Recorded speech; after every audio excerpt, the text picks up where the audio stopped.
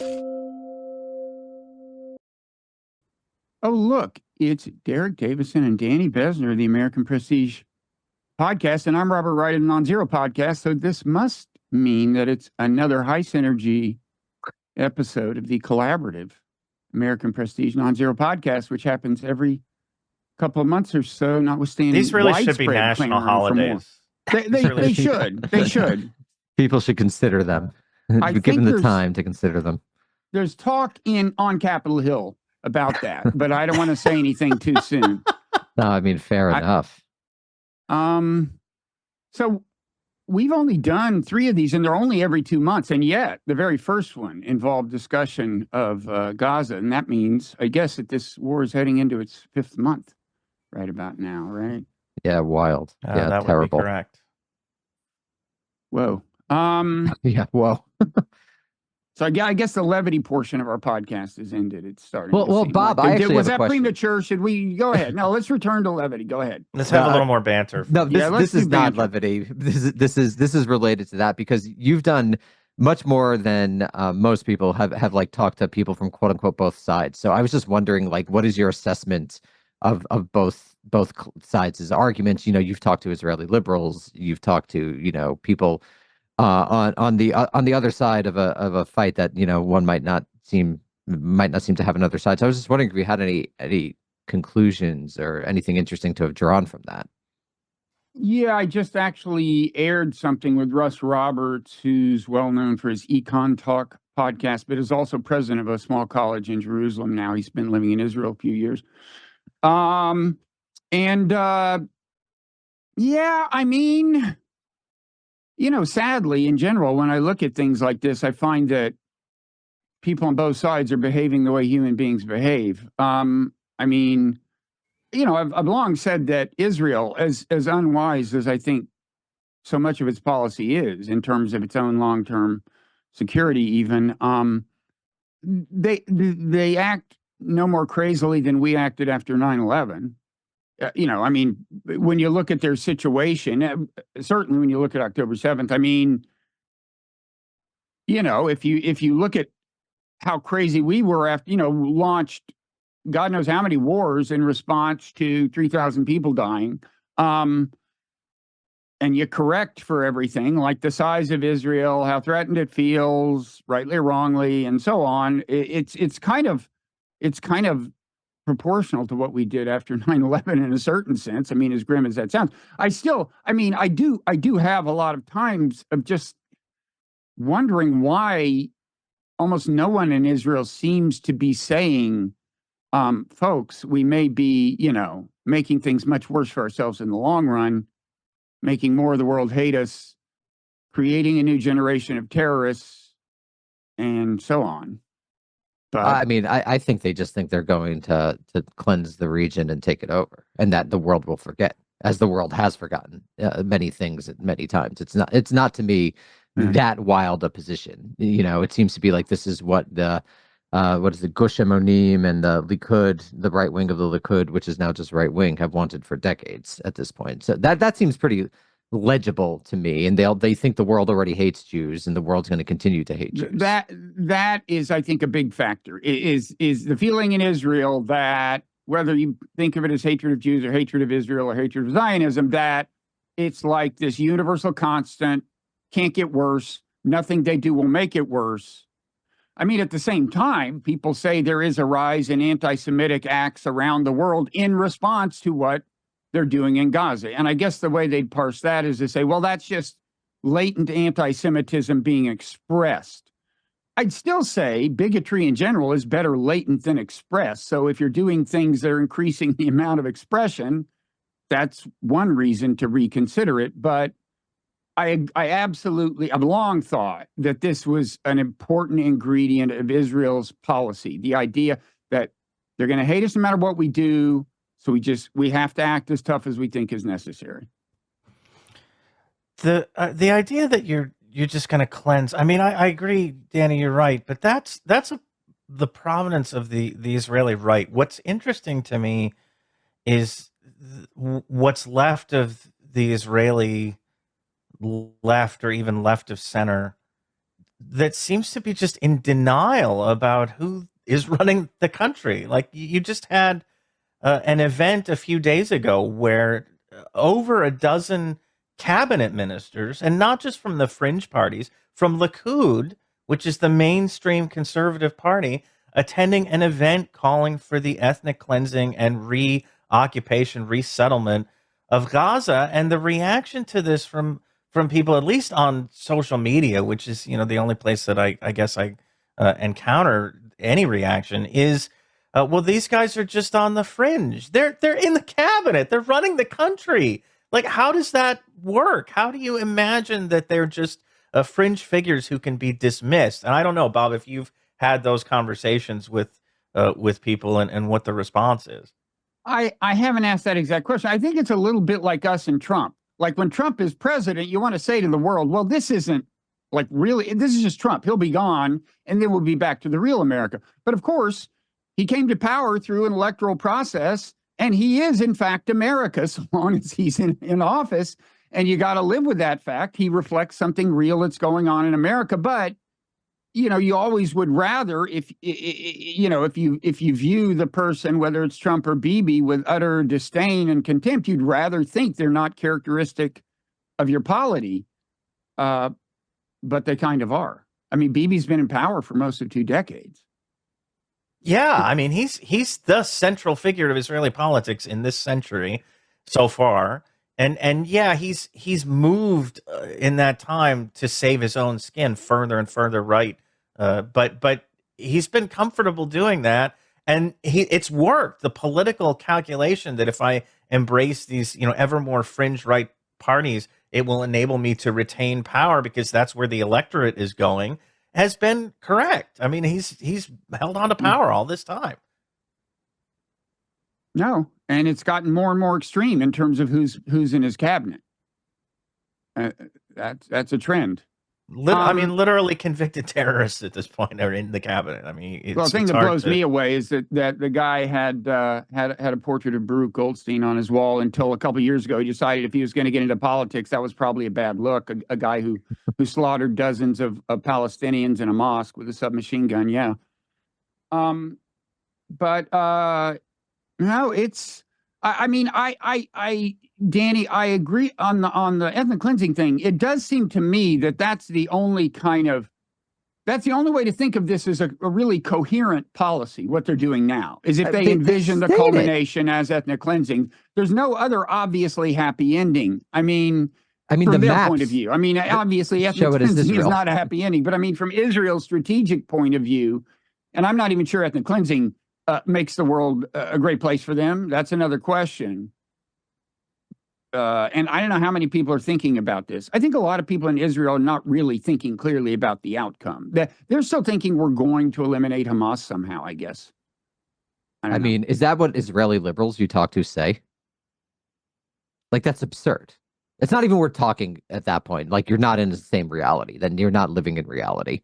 If that is your claim, then what are you even doing? But I think if they did something like, and this could happen any moment through some big intelligence breakthrough, I guess, if they killed like Sinwar, the political leader of Hamas in Gaza, and or killed the military leader, Mohammed Daif, or whatever his name is, Bibi, of course, Bibi doesn't want the war to end, so Bibi might not do this, but he could plausibly say at that point, okay, you feel satisfied, and probably enough of the Israeli people would say yes, This was the top of Hamas, and we eliminated. But that's so obviously not I mean, this is like the culmination of a 50-year or 100-year project, depending on how far you want to go. This is why these conversations always seem so wild to me. Well, they don't. It's not like a secret.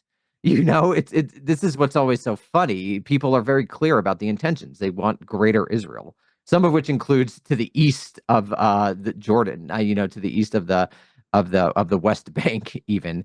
Yeah, I mean, they say that. And if you go to Israel, there are people like building menorahs for the third temple. It's not exactly a secret, which is why some of these conversations just always feel so strange. It's like they're in a reality that's not operative and hasn't been for a long time.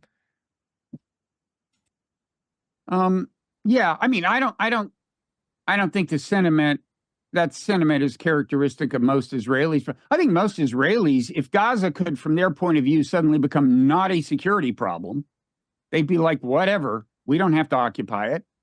But that's fantasy land. That's not real. That's not a real. Well, that's another question. claim, I just mean, I think the quest to populate all of historic Palestine is per se not necessarily a mainstream thing in Israel. But I don't know. I mean, there is. I mean, a couple of things are happening now that I guess could bring this to an end. One is apparently the Biden administration is dispatching Bill Burns. That's still the idea, right? To talk about, and they're getting serious. He's been there. He was there. He was in Paris earlier this week talking. Okay, earlier this week, but the conversation is ongoing, right? They supposedly are making a significant push for a long ceasefire that they hope could lead to an actual negotiate into the war. And here's, listen, I've got a news flash. This blew my mind when I read this. This is from NBC News. There's been a major insight that has dawned in the White House, apparently, about things superpowers can do. Listen to this. Dateline Washington. The Biden administration is discussing using weaponry sales to Israel as leverage, okay? Hadn't occurred to me. You can use, if you're giving them all the weapons, you might have some leverage. So anyway, these people in the White House is way ahead of me. They're way ahead of me. Yeah, this is stunning. To convince the government of Prime Minister Benjamin Netanyahu to heed longstanding U.S. calls to scale back its military assault in the Gaza Strip, according to 3 current U.S. officials and 1 former U.S. official. I don't know if this is an intentional leak, and maybe this is the first tentative step toward actually doing this. It's kind of advertising to Israel that they might, but it's something, I guess. Do you think it's a leak for Israel, or is it a leak for the domestic? Well, it could well be that. It's so weird that they think, the administration seems to think that we'll be impressed if they say, well, we asked Bibi politely and he said no, so we're really trying. No, that doesn't make you look good. That makes you look like a wimp, I mean, but they do that a lot, right?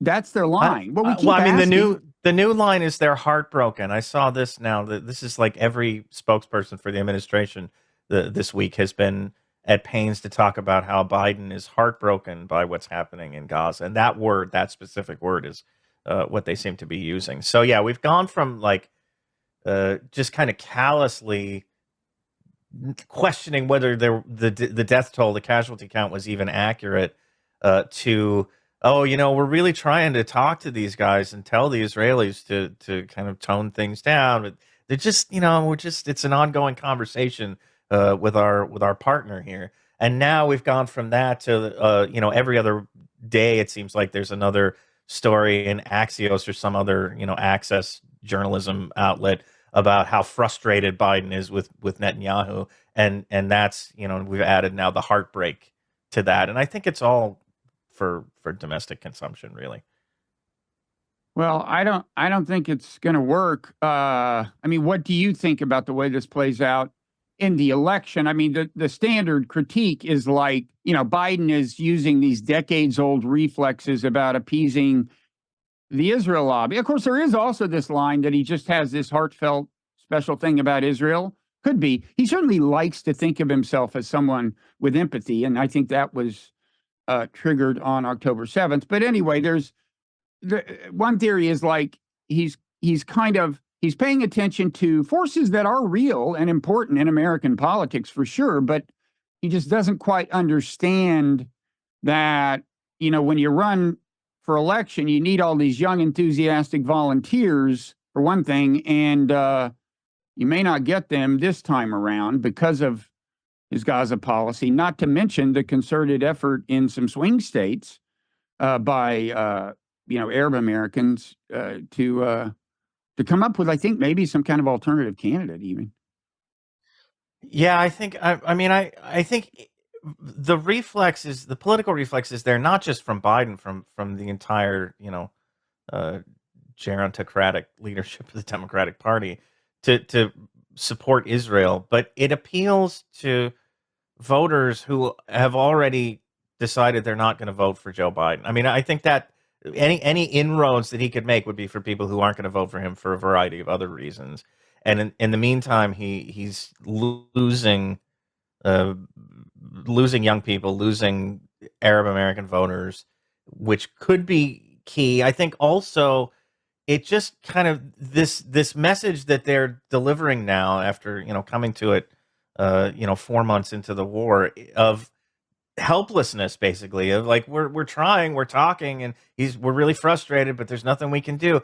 Yeah, I think it plays into this image of Biden as basically incompetent, which feeds he's too old for the job, and there's a whole like story that's developed around that I don't think helps him politically. Mm. So, Danny, were your friends going to vote for Biden in the first place? Were my friends going to vote for Biden in the first place? Are you talking about the lefty, The the left, the dirtbag left? the younger than Um, me left. I mean, probably if they voted, right? They weren't going to vote Mm. for RFK. They probably weren't going to invite Bernie Sanders. I don't think they would have made I don't think they would have made an electoral difference, and most of them live in the coastal elite cities. Anyway, I mean, it's just like he's so obviously decrepit, and it's strange that people don't talk about it. It's just Mm. weird. It's like everyone knows it. It's very weird, and it just shows the weakness of the party that they don't have anyone else. The parties right now are both like very weak. I Where think where are that's the Dean clear. Phillips heads? Yeah, Come where the on, Dean man. Like, Phillips where are the heads. Dean Like, Phillips That guy is fanatics? a Democratic version of Ramaswamy. And in case you're wondering about his views on Israel, William Ackman donated $1 million to his super PAC. So I'm guessing he was vetted on that issue. He's a thoroughgoing hawk. I mean, he wants to sound creative and interesting enough to say the occasional non-hawkish thing, but his instincts are like, we should have fought Russia over Ukraine in 2014, that kind of thing. But Over Crimea. But Bob, what do you? I mean, like, what's interesting to me about this moment is like the lack of almost political interest among the young. It's just like the nihilism, is more than anything. Like there's just no sense that things are going to get better for people under 40. And there's no belief, like no one's listening to any of the promises. No one believes that Biden's going to cancel student debt. No one believes that they're going to stop these large asset management firms from buying huge amounts of property, et cetera, et cetera. It just seems like everything's fucked and people have accepted that. It feels like what the late 70s probably felt like. But the context is very different from the late 1970s. I just think things are going to get worse, and No, that's the what late most people 70s think. weren't like, I mean, young people today are hopeless in a way that people weren't in the late 70s. In the late 70s, you were entering a period of just kind of disinterest, relative Right. disinterest Well, you could buy on a college home. campuses. You could have a family. Like these are things that are out of reach of many people who are like college Right. graduates. Like quote unquote successful people, and that's pretty new in modern American history. I think in post 45 American history, there's been periods like that before, but not in the modern era. No, and I mean, one thing about the current crisis is it has given young people something to rally around, and in a more organized way than I've seen. I mean, just thinking about my daughters, and their lefty friends, there's something in the air. I don't know where exactly it's going to lead. I wish that somehow, rather than Dean Phillips, or in addition to Dean Phillips, we somehow had some somewhat better known establishment Democratic figure who's at least a little to the left of Biden on this issue, like a Tim Kaine or somebody, right? Who would be taken seriously. I mean, I think anybody remotely like Tim Kaine would beat Biden in an actual, nominating contest. First of all, but the kind of pressure he'd put on him on this issue would lead to kind of maybe some healthy debate. I mean, that's the thing. I think they just don't feel. I mean, maybe they're starting to get wise to it because he's getting protested at every event, which also, is not particularly conducive to political success. But I think they still don't really feel the pressure coming from people who want a ceasefire and are concerned about what's happening. And they're not imagining the pressure on the other side. I think, Danny, you're right. It's not about voters. These days, the most ardently pro-Israel voters are in the Republican Party, the evangelicals. but there's a whole infrastructure associated with the Democratic Party of donors and institutions that will slap you on the wrist if you say the wrong thing about Israel, like the Anti-Defamation League, and these think tanks that will be quoted in the, like Foundation for Defense of Democracies, it'll get quoted in the New York Times saying you didn't retaliate hard enough against Iran or whatever, and and you deserted there is a real thing there that he's not hallucinating about. It's just that, and I honestly don't know which is stronger. I think he's kind of screwed. I don't think there's some kind of obvious solution to his political problem. Now, I think somebody like Tim Kaine could finesse it. And look, it wouldn't be hard to introduce a pro-peace message right now in discourse with Biden without being dismissed as a crank and saying, use our leverage, let's get it done, but anyway, wasn't meant to be. There's no, everyone this side of Marianne Williams, and I didn't even know what her views are, or even if her last name is Williams or Williamson, but well, we're her foreign policy team, Bob, so tread carefully. Are you? Okay. So is she reliably left? Maybe I'll vote for her. But she is an artifact of the 70s New Age in California more than anything, right? I mean, no, here's what I find interesting, gentlemen. I think we are actually returning to a pre-World War II moment where the spectrum of right and left really doesn't make sense. Like, it really doesn't make sense for most of American history. You have the progressives, you have the populists. The progressives have a left-wing element, they have a right-wing element, the populists similarly. You have these different constellations of power that don't really relate to left and right wing, which are very much formed in the 19th century in Europe. And so I think this is a lot of our political vocabulary is atavistic, isn't actually really situated to understand what's going on.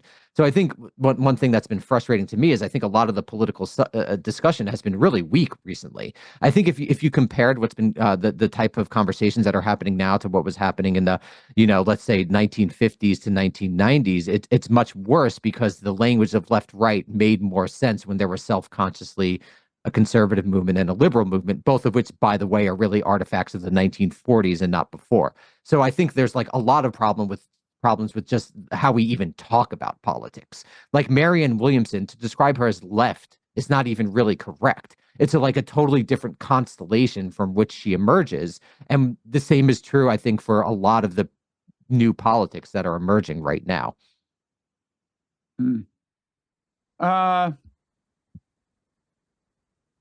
Also, I mean, how many people are there on this thing that you will eventually hope to call the left, I guess, if it coalesces? I mean, like, America, like, never had very powerful labor unions, right? So, like, this is the problem with the American left, is that it throughout its history, it wasn't like the European left where there was like, a social democratic party with its own institutions. So the American left, due to the various peculiarities of American politics, is like scattered. So that question is it's not even answerable. Again, also the left doesn't really make sense in the American context because we have these two gigantic parties that basically serve as a constellation, a weak coming together of interest groups. And the Republican Party is going nuts right now because the three-tiered elements of fusionism are obviously coming apart. So no one knows what that's going to be. And the Democratic Party has basically turned into a corporately financed party of what you might say are like center-left liberal elites, which don't really have an organic base in any real movement. Meanwhile, unions are kind of all over the place because they're run by these like boomers and older Gen X people who emerge from a very different political context that doesn't relate to today. So we don't even have like a good understanding to say like what even is a left in America. It doesn't make sense. Before I say something about that, I should make a public service announcement. At some point, the public part of this podcast will come to an end. You'll hear some voiceover or something. We don't know when it's going to be. We leave these decisions to our highly paid media strategists. But at that point, anyone who's a paid subscriber to either the American Prestige or the Nonzero newsletter will be able to hear the whole thing. They may not even notice it happening because they may have already set up their special podcast feed that includes all the bonus podcast content, not to mention any bonus written content. So that's my. I assume I have your full support on that. Of course. Of course, and people should know we still have the discounts going. So if you're subscribed So, to yeah. one, you can get a discount for subscribing to the other. Oh yeah, And if Bob, that- you know we're partially at the Nation now, right? Our free episodes, most of them go up at the Nation. Oh, really? Yeah, so you're yeah. doing real media synergy. Pretty soon, you're not even going to be returning my emails. Yeah. We're at the Oh, epicenter Bob, you're of, right. Straight of to everything. trash. I'm going to turn on MSNBC, and it's going to be like, oh shit, no wonder they didn't return my emails. Yeah, They've we're the replaced new Chris Chris Hayes. Hayes. Yeah. Yeah. You're- But hey, he's feeling his oats on this issue. What has I he had- been saying on this issue? I haven't been paying attention. Oh, there have been some memorable rants. I mean, I had some Twitter exchanges with him on Ukraine where we had a stark disagreement. I was too radical for him. But no, on this issue, look, I mean, it's interesting the contrast between the two, right? Like Ukraine and this. It's like there's a lot of people who either weren't questioning, and look, they're complicated and they're very different. But I feel a lot less alone on this, which leads me. I mean, I wasn't against arming Ukraine. I just had a bunch of questions that the asking I was of which against got it. me in trouble. Yeah. And everything I predicted came true. When are people just going to say, listen to Bessner? Man, listen to Bessner. we He's should always have a right. contest. We should have a contest. 14 months ago, I had a piece in the Washington Post saying, to some extent echoing Mark Milley, saying, look, now is the time to cut a deal. Things aren't going to get better on the battlefield. Just Ukrainians are going to die. We're going to waste money. Exactly what has happened. I rest my case. So with all due respect for your own impressions, Danny.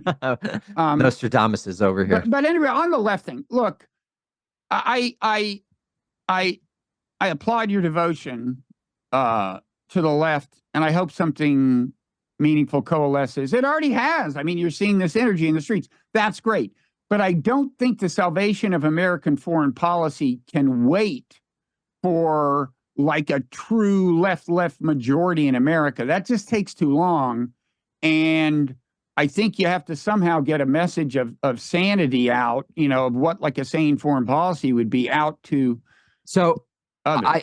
Okay, so this is where my Marxism comes in. I think that's an ideological project that depends on persuading people, and I don't think that's going to have any effect in the long term. I think you actually have to attack the sinews of the empire itself, right? You actually just have to be very, very specific about closing bases. You have to be very, very specific about reducing the budget.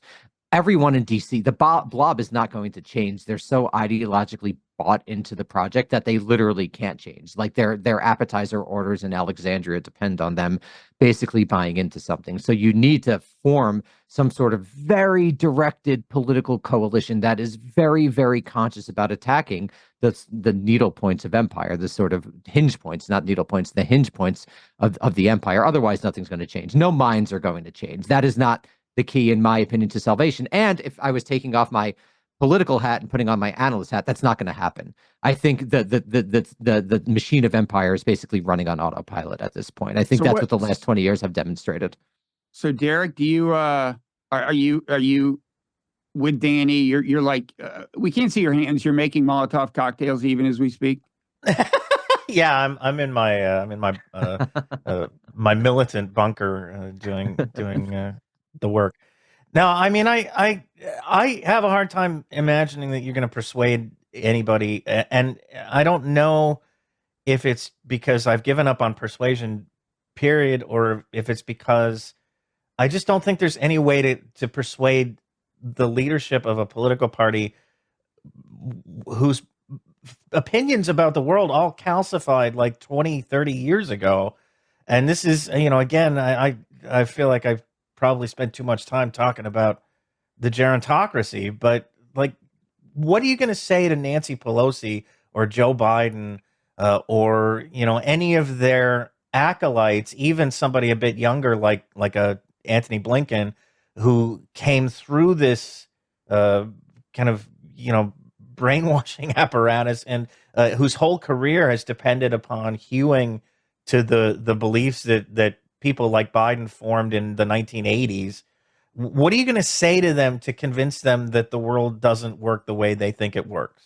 And just to two-finger Derek very quickly, I know, Bob, you like psychology. Like, I know one of the most robust, I mean, who knows what that means after the replication crisis, but a very robust finding in psychology is that political opinions actually get calcified relatively early in life. Like, I remember I was doing for my first book, I was, a guy who came through the Weimar Republic, and it really shaped his politics. And I was researching, if I recall correctly, the social psychology. And like by 30, it's like most of your political opinions are pretty in there. So it's very difficult psychologically, from what I understand, to persuade people.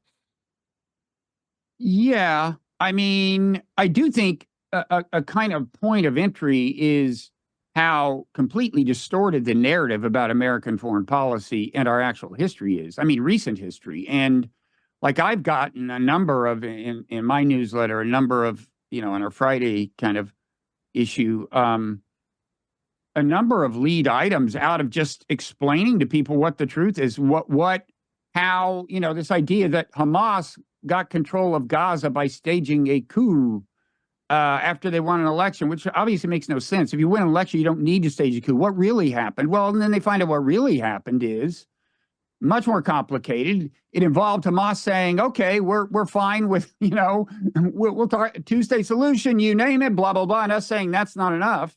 And the history of the Houthis and everything.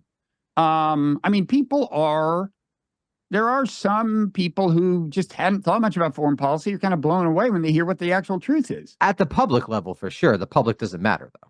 Yeah. I mean, this is what my entire scholarly plan? career is dedicated to studying, is why the public doesn't matter in foreign policy. And it's a trend going back about 100 years. And there's been like institutions and a lot of norms, it's mostly institutions created to make sure the public doesn't matter. It just doesn't. It does not affect foreign policy. But so what is your actual plan? Are you just resigned to hopelessness? I think I don't have a plan. I mean, this is absolutely no disrespect at all meant, but this is like the question that the liberal always asks of the leftists, is like, how do we get to your utopian vision? And I think the problem is no one knows how.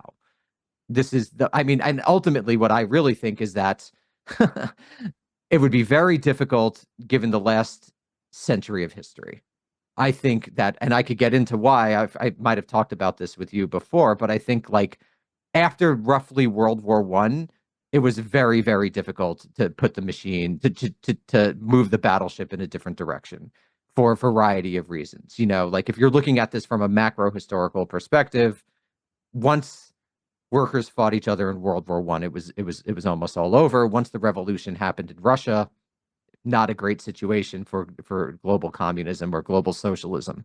So I think that we've been on a path-dependent journey for a while now. Not totally. There's always contingencies, but the contingencies didn't work out in behavior. In the left's favor.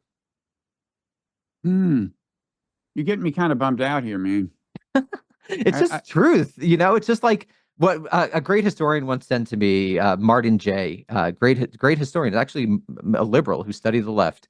He said to me, one person's pessimism is another person's realism.